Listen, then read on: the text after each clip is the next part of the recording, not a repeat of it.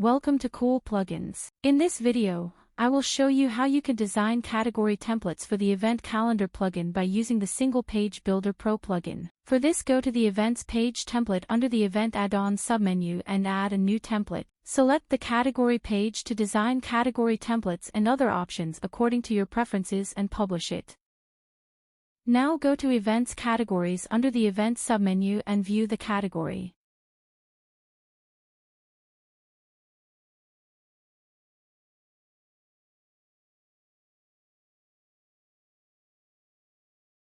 You can select any layout to design category pages.